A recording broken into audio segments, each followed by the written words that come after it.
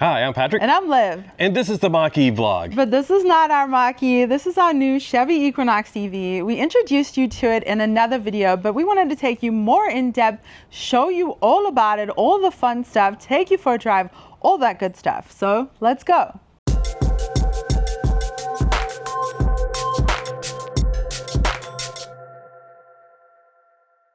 If you have any doubts that we are not going to be still focused on the Mach-E, this sort of explains things. Like we still have our Mach-E shirts on.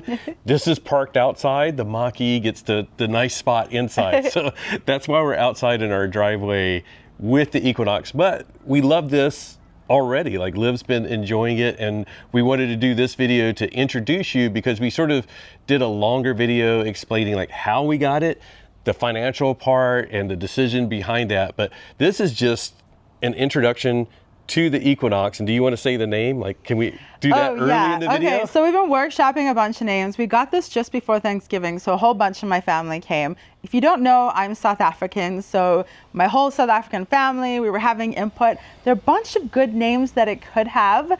I like the name Bliksem, which is it means lightning in Afrikaans. So I thought that was a fun name.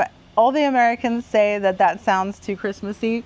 It sounds like Blitzen. Blitzen? Yeah. Okay, so it sounds like a reindeer.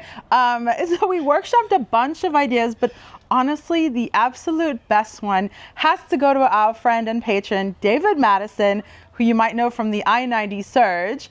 He featured in that whole series on the Out of Spec channel, so check that out. But his contribution was Equinox, the Equinox. Equinox, the Equinox. I like it. I think it's pretty awesome. So that's the winner at the moment. I haven't heard anything as good as that. Absolutely love it. But like Patrick said, we did a video all about the financials and how that worked. If you're interested in that, go check that video. But we wanted to show you all about the Equinox now, all the good stuff, and how it differs to the Mach-E, really. So, driving it and all that good stuff. Yeah. But as a matter of fact, speaking of the Mach-E, we actually have a Mach-E meetup to go to. So we're going to go do that, but we'll be filming this over the next few days and just put it all into one video just for you. Yay. So we're going to start off just by a little brief outside comparison between the Mach-E and the Equinox EV. Of course, a lot of people, from first glance, they think it's the exact same color, but when you see them side by side, you can definitely see grabber blue and riptide blue are a bit different. It's a little bit deeper, a lot more metallic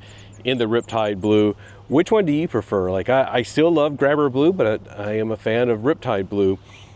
I think the biggest thing that surprised Liv and I both about the Equinox is that it feels like a smaller car than the Mach-E, but as you can see, we have them parked next to each other.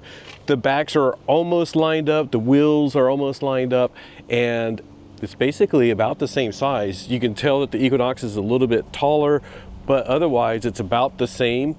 One difference that you'll of course notice is that the hood of the Equinox is a bit shorter than our hood over here on the Mach-E, which is one of the design elements that Ford really wanted to introduce to sort of link back to the Mustang heritage. The other big difference, of course, up front, underneath the hood, there is no frunk on the Equinox, which is a little bit of a downer. I got used to not necessarily using the frunk on a daily basis, but we store like our charging cable in there, camping chairs, so that when we go to meetups and things like that. But let's take a look at the overall design aesthetics. I do like that there's a light bar that goes all the way across. Of course, you can't see it during the daytime, but at night it sort of gives it a really nice effect. So you have like this thin white bar going all the way across, and your headlights are actually down here. So it's you would think that they would just use the light bar, but sort of like the trend nowadays is to have a light bar, but then some little small thing as your actual headlights.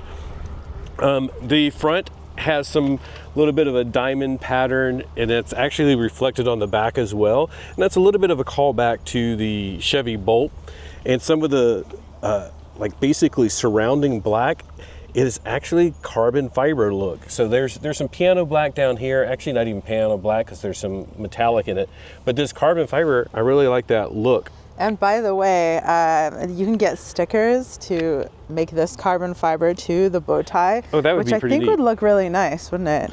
And I know it's going to be a little bit hard to get on this side, but I think the lighting is better. We, of course, have the bigger wheels this is a On the GT Mach-E. Performance Edition for the Mach-E, but on the Equinox here, this is the 2LT. It comes with the 19-inch wheels. It's a little bit of a piano black here, but they're really dusty and dirty. We didn't clean up anything for the video. We'll keep moving back. The GM thing that they're doing with a lot of their Ultium stuff is like they have like, wherever the E is at in the name, they have that like logo there. I really like the look of that. It's a very subtle call out that it is an electric vehicle versus slapping EV on it somewhere. Another thing that I really like about the Equinox is the door handle. So it's locked right now. I don't have the key. Liv has the key. There we go. I can unlock it. She's close enough. So it's very easy to get in and out. And it's a big difference because like some people liken this to the way Tesla does their door handles on the Model 3 and the Model Y, but you have to like maneuver it yourself. This is more like, ooh, almost got my fingers there. Hyundai and others where it actually comes out when it's unlocked and then you pull on it to open it up. Makes it very easy to get in and out. We haven't had any issues with that. The other thing that I think is a big difference for me looking at the Equinox is like on the Mach-E, we sort of have up here, it's like black and it swoops down, so it sort of hides a little bit of the height going to the back of the car. This one is basically like, yes, it is an SUV and they don't mind showing off that height back here. And that turns into like a little bit of a spoiler, just like we have on the Mach-E, but again, this is the blue body color. And I think you can get a black roof and a white roof. Like there's some at white, and then I think there is a black roof. I think you can do a black. Interesting. Coming around the rear, we still have the, oh no, I thought it had the diamond effect back here, but it's just basically stripes. The tail lights go all the way across, and this is a 2LT. I believe on the 3LT, the front lights and the blinkers and things like that have like a sequence animation. This one does not have that built in. Do not fall over, Liv. So that's, I love having the animated lights on our Mach-E. Sort of wish we had it on this, but it's not something that I, was willing to, or we were willing to pay a little bit extra for. It does have a rear windshield wiper, which seems quite small, but as you can see, the sweep goes all the way up here. It only has like maybe another inch or so that it could go up. So it seems small, but it covers this rear window really nicely. Another difference I'll point out, and that we'll see like when we're inside, is that it has a painted roof, not a glass roof. So will we miss that as we get deeper into the ownership of this? I don't think so. I think our rear passengers in the Mach-E are the ones that appreciated the glass roof, but being in the front, like you're just looking out the front window, I don't notice it. And I don't notice it missing in the Equinox. I think the only reason we notice it is as content creators, we often attach the camera to the glass roof. I know, where are we going to put the camera? We're going to go for a drive in a little bit. But yeah, overall, I mean, I think it looks really pretty sharp. It isn't as aggressive. I did, notice that it has a little bit of the haunches, sort of like the Mach-E, except the Mach-E I think is a bit more curvy. This is like more of a crease right here. It has a little bit of like the silver trim, which a lot of people really don't like silver trim on cars these days. I think it works really well with, like the silver in the wheels, silver roof rails, and that's just on the 2LT. So like on the RS spec, a lot of these elements are black. So it's sort of like you can get whatever look you want. And then with the black, you can also like get a blackout package where it has completely black wheels, which are very prone to road rash. Don't ask me how I know, but I don't know. What do you guys think? Do you want to switch? Do you have anything to say or want to point out? I'm gonna drag the camera around just by myself and point out things. Good. Yeah, I think that it's a really interesting view right here that you can see that the Equinox is taller. It's really interesting, but a lot of people seem to, and we were under this misimpression, whatever. We were under this impression that the Equinox is smaller than the Mach-E, but it is actually larger. It is taller. It is longer. It's maybe an inch narrower. And so, are the butts aligned? Because like the Mach-E nose is sticking out like the butts are aligned. I'm in like a bush of nettles or something, so it's hard to show you guys. But like, let's do an actual walk around and see if we can give the whole size, the whole comparison. As you can see, the butts are lined up. If they're off, it's by an inch, but I think it's pretty good. You can see the difference and the similarities in the swoops on the rear. It really is an interestingly similar car. And I know we're not going to really show the interior here, but should we just go ahead and do the back? Sure. And I have more stuff to point out. Okay, sorry. No, it's okay. It's Right. locked It's probably. locked. By the way, there are a couple of features in this vehicle, like a really responsive automatic liftgate open, which we found was too responsive, so we turned that off.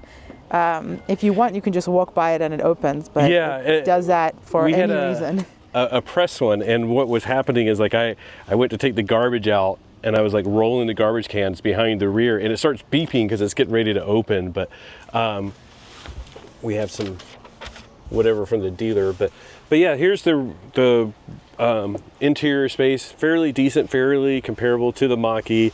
I think there's a bit more sub storage in this than with the Mach-E. There's a ton more sub storage, but it is still a bummer to lose the front just for somewhere to put the chairs. Yeah, but I do like how this sort of flips up. I thought it like wedged, but it just literally wedges based off of like shoving it in there. I thought there was like a little clunker. And I've actually seen people like make sure to wedge your thing and then when Yeah. you're like messing with it. By the Yeah. way, we have some accessories coming from EV Vita. They make accessories for all EVs, and they are sending us a cargo cover for this that because there's none attached here, but it will open up when the vehicle is open, when the trunk is open. Of course, we And- have our adapter. We have, this is the A to Z adapter, and this one actually is being replaced. This is version 1, but we have the official adapter for our Mach-E, but this adapter works great. We'll put a link down in the description for the A to Z adapter that if you are waiting for one, it isn't officially supported, but it partially is because it's too early to get some of these things certified, but that's where we keep our adapter nice and Handy little spot. Yeah. Which, by the way, we theoretically might have left this in the press loan at Yeah, one point we made a because mistake it's with such a handy spot. Let's close it up and let's keep looking around and see if we can show you the sizing of the vehicle. I think it really is interesting how similar the rears are, the swoops. Really, the Equinox is more angular, the Mach-E is more curvy. Definitely more curvy. But if we walk over here, there's that silver trim that Patrick was talking about, and I love it because it really accentuates a lot of the vehicle. Where you miss the curvature and that the black creasing and everything on the Mach-E, the silver touches actually help do the same effect, but in a different way. And Yeah. obviously in the other trims, it'll help in a different way. So I really like this. You can see the hood. Honestly, this hood looks pretty long too, but really it's the windshield. It's The just windshield is- this is definitely at a more of an angle, Huge. which is why as we were driving around, we'll get to that, but there's a lot of glare Yeah, from the dash. there's a big caveat that we'll talk about when we get in that you have to be aware of with this car.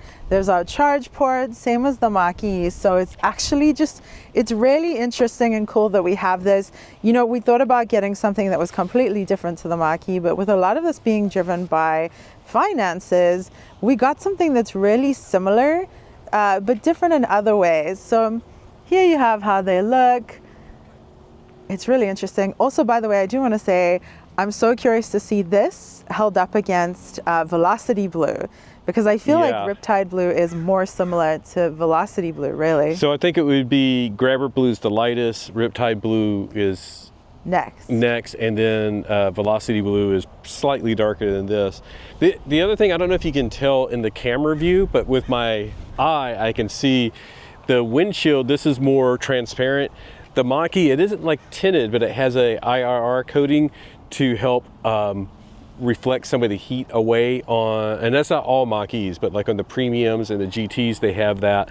And it also creates issues because it also has a reflects like radio waves, so you have to like put your transponders and gate openers in certain areas, basically in the dotted areas, because the other areas are coated. So Interesting. yeah, but anyways, you can notice that here with the naked eye, but it's really hard to see on camera.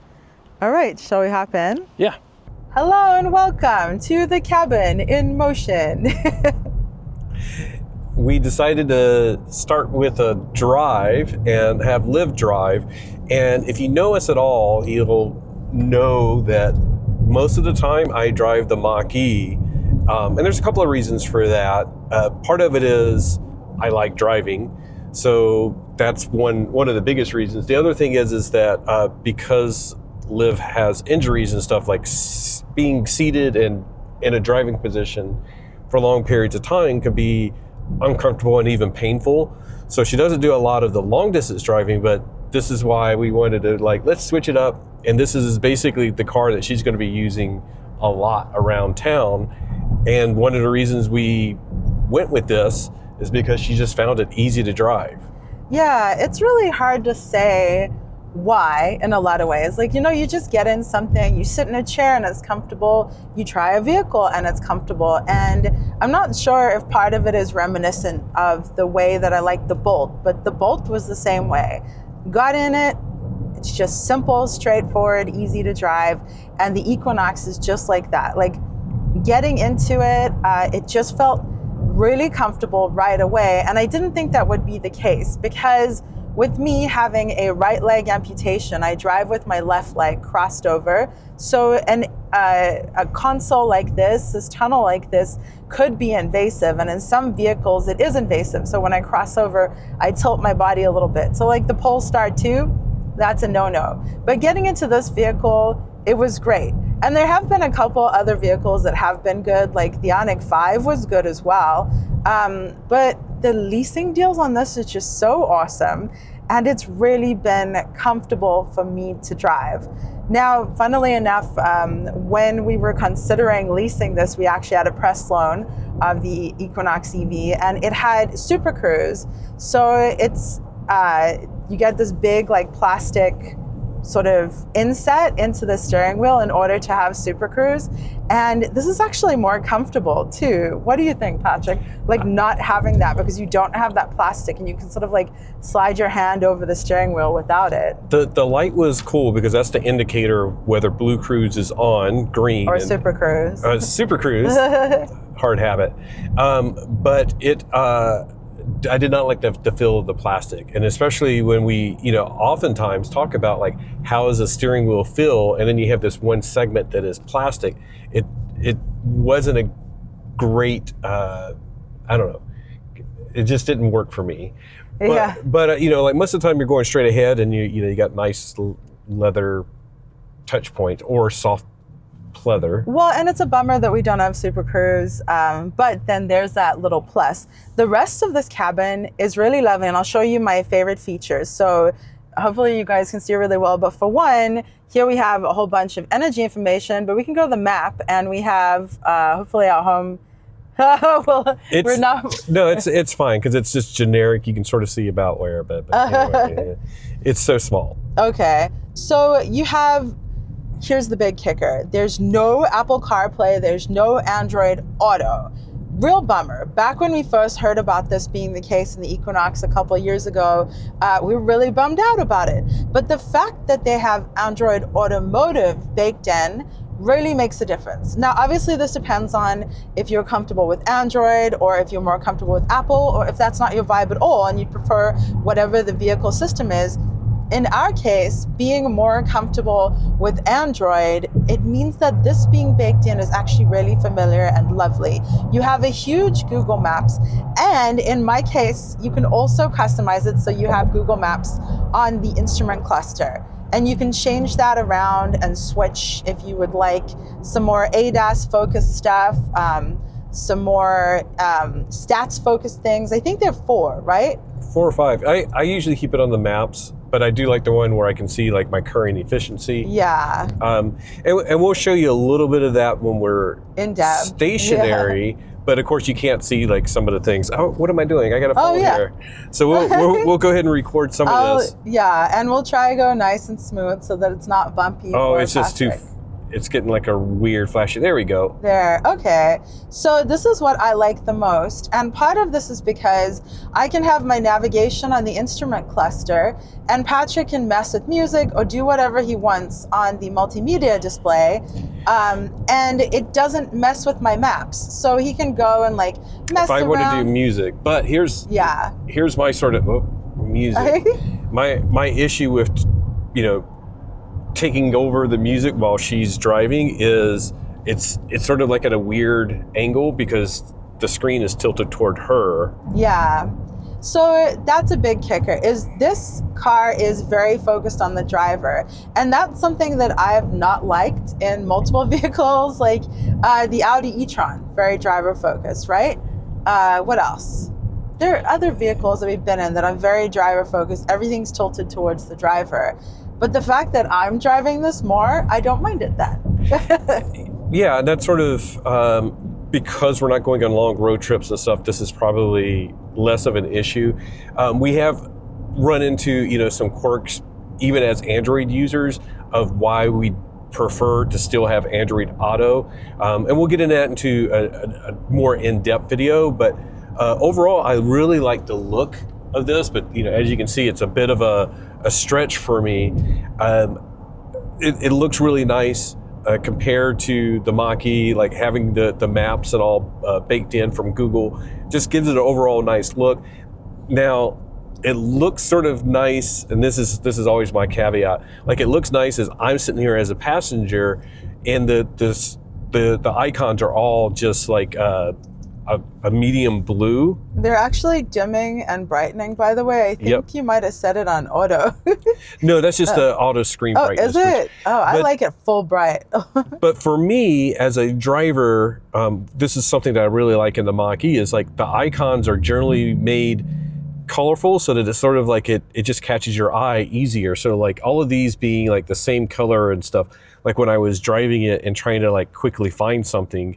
But there we go. There's the colorful ones as you get into the Android installed apps, and I like that part. But like some of the essential stuff over here, like your maps and drive modes and stuff.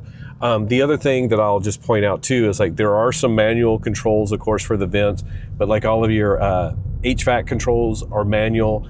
Do you want to point out that knob that you can't see? Oh, yeah. So our volume knob is here.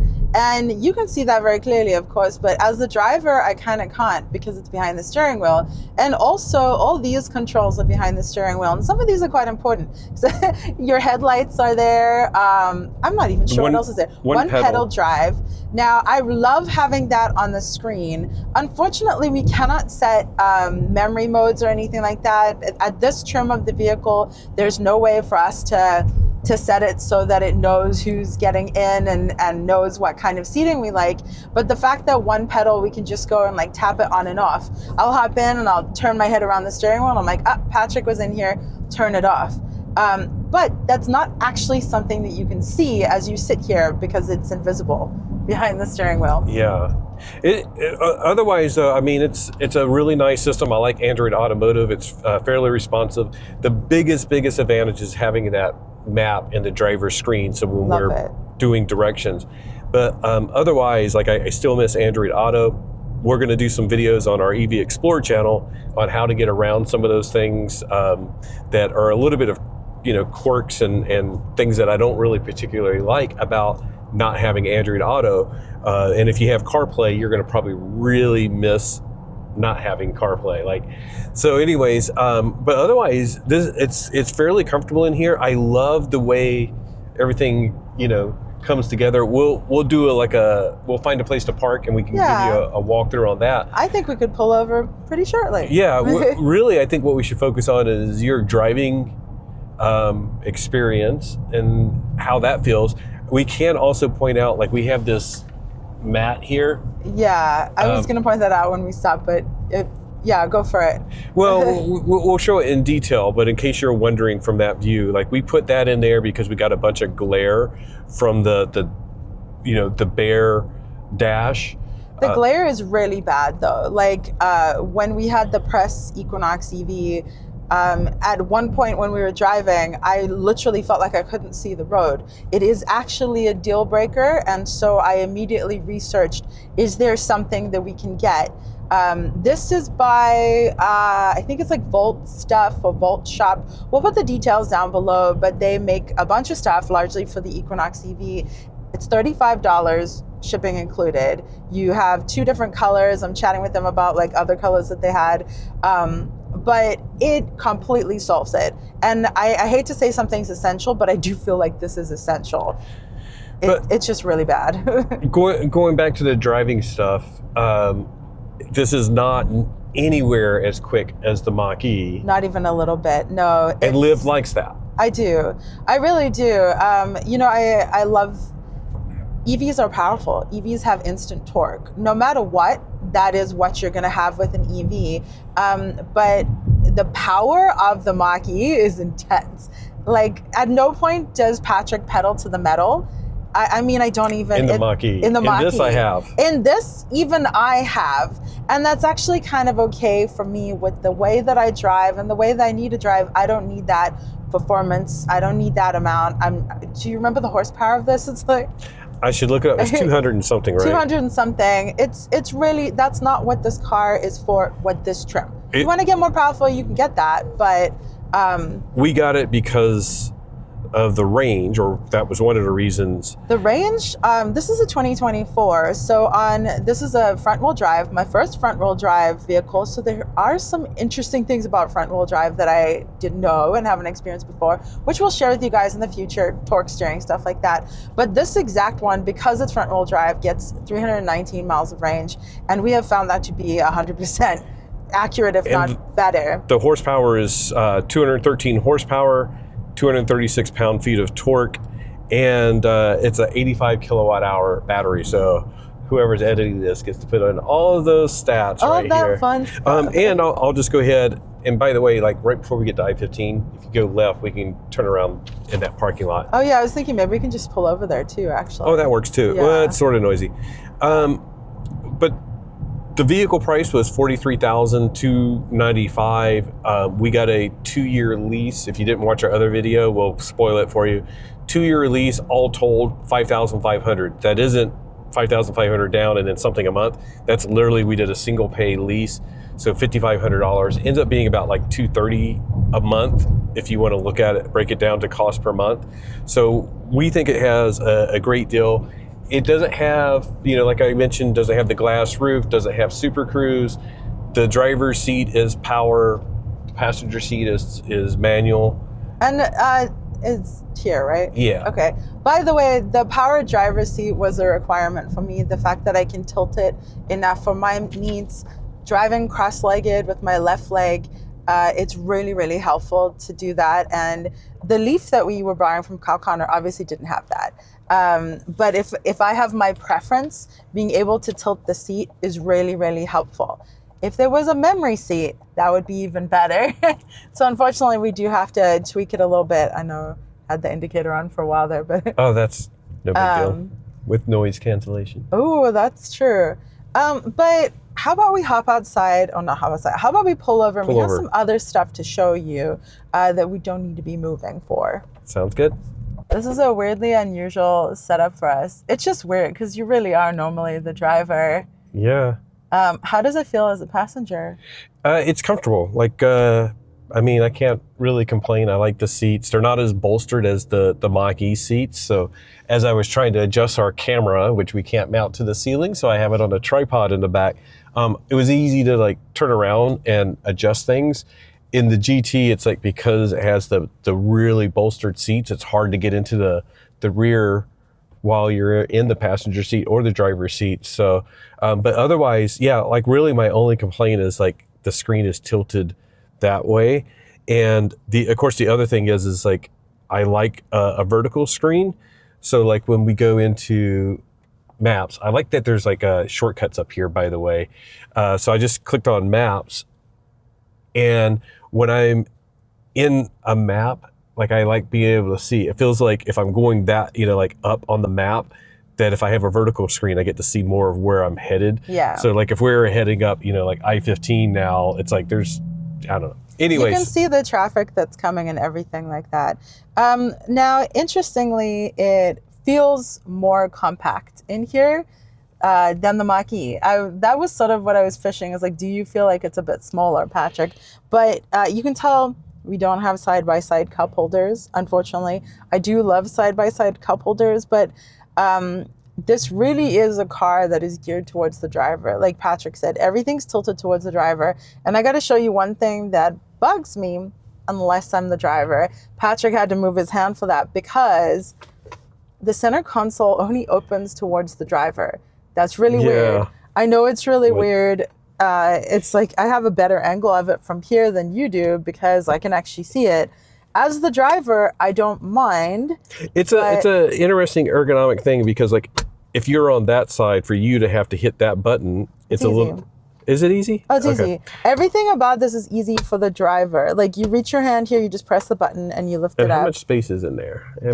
There's a cubby and then there's more space below. Okay. And I don't know. Let's see. Are you getting a good view of it? Because I can see it well from this side. Yeah. Okay, good. So be aware of this. It bugs me. And how driver focused this is does bug me, but I'm the driver. So that doesn't bug me. If I'm not driving, that would bug me more. But the Mach-E is very equitable. It's very fair and equal. Half and half, everything is equal. You have your dual temperature controls. Here it's a single zone temperature. Whatever the driver wants is what goes, or the passenger, of course. You have your fan speed on the right, your temperature on the left, and you also have the same thing on the screen. So if you prefer buttons, that's cool. And if you prefer a screen, that's cool too, which is kind of interesting. So now that you guys are stationary, I'll show you the instrument cluster. And as you can see, now we have it in maps mode. We can switch it to a more ADAS, but you have your music and you can cycle through music types. So we have it on YouTube music now because we like YouTube music. We can get rid of that. You can switch to more... That's a basic, like the basic. Yeah, more basic. Yeah. There's this one. I think this is the one you like because you see your miles per kilowatt hour. You can see the music still there. Yeah. It has a lot of info, so it's pretty neat. Yeah, and we haven't actually messed with like clearing trip stats and everything. I did when we first got it. So since we got it, we're getting 3.2 miles per kilowatt hour, and that's included like trips to Orange County and down to San Diego, so like freeway driving. So that's not too bad, 3.2 miles per kilowatt hour. It feels like we're not really charging that much. We still don't have, but let's see. 183 miles of range. And we bonkers. 411 miles total on the car so far. Yeah, but I'm gonna switch back. Ooh, that one is nice too. That one has like your energy output on the right and your miles per hour on the left. So that one's sort of fun to watch and play around with. And like if it were more performance oriented, I think I might be more interested in that. And then go back to the map, which really is my favorite because all I want is navigation. And you can switch to a dark mode in the maps. We sort of partially prefer the light mode, but it definitely shows up better on camera. So we're in light mode in both of these. Yeah, and something I want to point out here is, of course, the 2024 and older Mach-E's, you have your cool dial to shift and everything. But check out the steering wheel because this is what you're going to get used to in the new Mach-E's. We do have the stalk shifter. Let me just show one at one at a time. So we have the stalk shifter, park, up to reverse, down to drive. I've never really used these before until we drove the Honda Prologue and until we drove the Equinox. But I'm used to it already. Patrick, yeah, I already got used to it. Yep. Yes, the windshield wiper stalk is crazy. Because there's a lot going on. Blinkers as well. It's front windshield wiper, rear windshield wiper, cleaning, and blinker. So it's a lot going over on the left. Yeah. I will say the day that we picked it up, was one of the rare days that it started raining in SoCal. And so on my drive home, I did this without looking, and it was fine. Now, there are controls. There's like is it a regen pedal? The regen pedal is the top behind. one. But I think it's below it, right? And below it is channel up, channel down. But in my case, I don't know if you can see, I can't really move my fingers. So I've had people ask if this is helpful, but I'm not even messing with that because I'm just gripping the steering wheel. That's all. And then on the back of this side is a volume control. Yeah, which is handy. I've enjoyed that. And then we also have, like your other functions on the steering wheel. Over on the right is like your call functions, heated steering wheel, changing the display. And then on the left is like your ADAS stuff, which we're missing some of the functionality because we don't have Super Cruise, but we do have lane centering and of course like an intelligent cruise control in that you can adjust the gap between you and the car in front of it and those type of simple things. Yeah, so bummer we don't have Super Cruise, but as far as this goes as a budget vehicle, pretty darn cool. Some of the higher trims you can't get a wireless charger. I do believe there's like aftermarket stuff people are doing. It looks like you should have a wireless charger in here, but there's not. I still don't mind. I throw my phone in there, and then we have a couple cables, which are trapped down there. There we go. But you don't have to worry about Android Auto or CarPlay or plugging it in for any of that to run. The car is going to do it all by itself, so that's a nice bonus. Stuff like the Ioniq 5 with wired Apple CarPlay, Android Auto, you have to plug in, and then everything's good to go. But mostly I just shove that in there, and nice warning there. Yes. By the way, the seat does buzz as well when stuff happens. It didn't buzz there, but like if I'm making a turn and someone's next to me, it'll buzz, whatever it is. Or if you turn your blinker on and you're going to try to change lanes, it buzzes on that side. Yeah, which is pretty cool. Now, when we do end up showing you the video with the press Equinox that we had, you'll see a completely different interior. That was the RS trim. I believe Tom Malagny has similar. He has the one that's like black with red accents. We had the one that was like red with black accents. A lot of very red. Yeah, very, very red. And it seemed like a lot of the ones that they had that had Super Cruise and the RS trims are red. Didn't love it. So that was a little bit of a deciding point. This one is nice. I love this blue. This is called Sky Cool Gray Evotech interior. So I think that you can actually get the Evotech in black as well. So it has the blue hints, but black instead of white. I'm not normally a light interior sort of person. But the white parts are mostly not where you will encounter my hair, which is a big thing. So the seat is black. My hair might get color on it, but I figured you can change the seat color, put a seat cover on, but you can't really change the door. And the door trim looks really nice. And the ambient lighting is excellent. We'll have to do some extra nighttime footage just because it looks so good in the front. And just like with the Mach-E, it's only in the front, it's not in the rear. It does look really, really good. And in the red interiors, it kind of felt like you had to go red. You just had to go red. Yeah, because when you did like green ambient lighting with red, it was like, it's Christmas. Yeah. And overall, like I said, we won't get into a lot of details here because this is like more of an intro, but you can see like we've installed some of our apps and it's, like we have YouTube Music, Spotify. Those are apps that we installed and we can install more. So we have like a better route planner and plug share.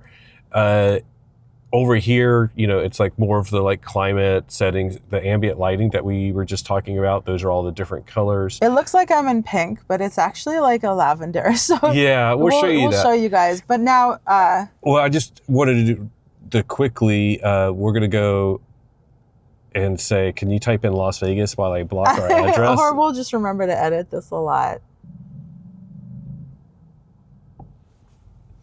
So I just wanted to do like, this is how it would handle routing.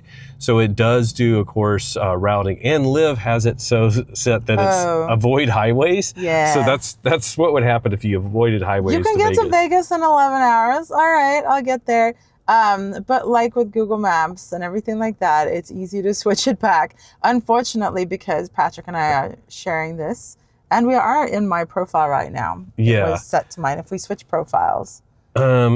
And then it changed it. So now it's, like if we go this route on the freeway, it'll show like, where your charging stops are at. It programs everything in. Really nice. EV route planning is coming to Google Maps using Android Auto in the Mach-E. So I'm excited about that. You can already do it with CarPlay and Apple Maps in the Mach-E, but love seeing that it's built in here.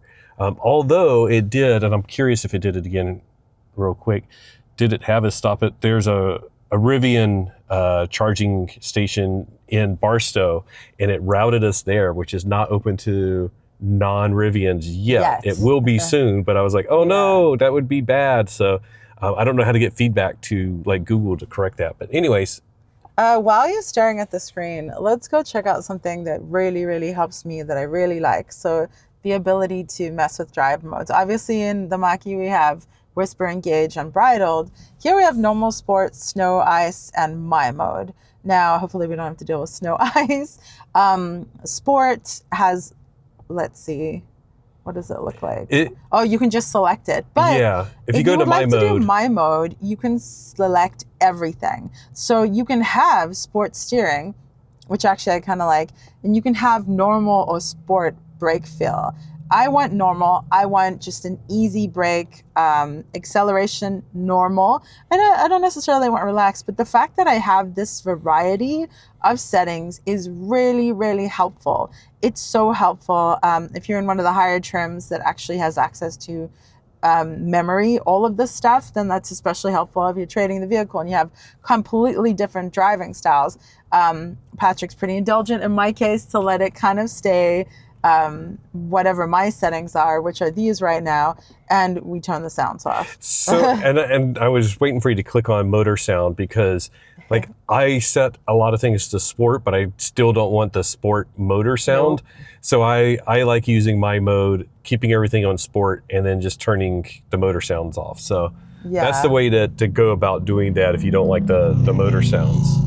100%. Like those motor sounds going by, maybe you can't even hear them. Nope, we have good noise cancellation. We do have good noise cancellation. Ford, Mach-E people, make it so you can customize more of the Mach-E like this. Make it so you can adjust the brake feel, the accelerator, and the steering independently. We need a my mode. Yeah, definitely. Because I a lot of times, like I'd probably go maybe engage steering, unbridled acceleration, maybe engage regen. Like it'd be great to have all of that. So yeah, that'd be really helpful. We're about to pull out, but we had to show you something that's a big plus about this vehicle, which is the 360 camera. Obviously, having something like this with a Mach-E, I won't say it's essential, but it's a really, really nice feature. And this is a really good camera. You can see, I'll just pan between everything and sort of look all over. Ooh, we can change the settings and stuff. But which one do I like? Overhead? No, wait. What do I like? Standard. Oh, standard. And there's a hitch, by the way. We do not have the hitch, but this is a really, really nice feature to have. And I just noticed you can see whether you're in one pedal over there, which is pretty cool. Yeah, it's sometimes interesting, like where do you throw stuff up, and like even those change based off of like what the car is actually doing. So it's really neat that they modify those things. But we're gonna head out on the road. Before we go, what is this? Oh yeah, Patrick's indulging me. I wanted to show you guys this because this is basically like, it's the Ford Blue Cruise one that they gave us for doing Blue Cruise Summer. Keep an eye out. Sometimes they do things like they're doing Blue Cruise Winter and they give away stuff like this. But it's basically like a Stanley cup, and it fits in here and it holds really well. Not all vehicles hold really well. It's fine, you could get something to add in here or whatever, but I really like that this one holds mine really well. And weirdly, that's like a little requirement. And I think it was the Honda Prologue. It wobbled around. It kept wobbling, and I was literally like, can you leave that at home? Because it's driving me nuts. So anyways, let's go hit the road. Yay. Well, that is it. That's the part of the video where I normally say that is it. That's our time with the Equinox EV, but that's not, because it's the beginning. It's the beginning. We have this car. We are going to be hard to talk and drive, isn't it? Yeah, now you know. Yeah, now I know. It's interesting, like switching roles. But we have this car. We're going to be making a bunch of content on this channel, on our other channel. Let us know what you want to see, what you don't want to see, whatever, what comparisons, whatever it is, let us know. We have a lot coming. We still love our Mach-E, so we have a ton of stuff coming with that too. What do you have to say, Patrick? I'm just really excited. I love, like, we're EV enthusiasts. We love the Mach-E. I won't say like this car is just okay. I was like, this car is pretty nice, especially for the price point. I'm really excited to share a bunch of stuff, and part of it is being EV enthusiasts. We want to show like you can get a good deal on an EV and have a really nice car. This is a great car. It's a really great car, and there are a lot of great EVs out there, so we love exploring them. I'm so psyched that we get to have this for 2 years to play with. Equinox. We did say that in this video, what it's called, right? I think we did. Equinox. If we didn't, we'll just say again, big thank you to our friend and patron, David Madison, who was in the I-90 surge. I'm trying to remember what he drove. Genesis? Was it? I can't, maybe. Maybe. I'll have to go look at it. No spoilers. Go watch their 4-part series on crossing the country. But anyways, he's witty. He came up with the best name, and that is Equinox. And so we've been workshopping it, testing it out. I think it's my favorite so far, Equinox. I think it's pretty great. So Equinox, the Equinox is here, and you got to meet it more in depth than last time. So if there's anything else you want to see, let us know. A huge thank you to our patrons whose names are scrolling across the screen. You should say this bit because I'm driving, Patrick. Yeah, my throat's scratchy. Oh, shame. All right. Thank you guys so very much for supporting us and this channel. And your support truly has allowed us to keep evolving, keep trying different EVs, keep learning about this stuff, and keep getting good equipment. Hopefully everything was spotless and perfect. Huge thank you to our YouTube members who support this channel too. We appreciate you guys so much. You know them by the lightning bolt next to their name and the fact that they can use fancy ponies, which hopefully someone will use right now. As an emoji, yeah. As an emoji, yeah. We should do more. We keep saying... have to create more. An Equinox one? And maybe do it on the EV Explorer channel, yeah. or if we're allowed. I'm not sure. I don't know. We could do a little bow tie for the Equinox. Excuse me. A little addition. Anyways, thank you so much for joining us for this video. And just remember that whatever you drive, whether it is an Equinox EV or a Mach-E, enjoy the ride. Or Genesis. Or Hyundai. Ioniq 5. Or GV60. Yeah. Ooh. Or Kia EV3. Enjoy all the rides and go test drive all of them. Porsche Macan. Yeah. Yeah. What else? Yeah, okay. Bye.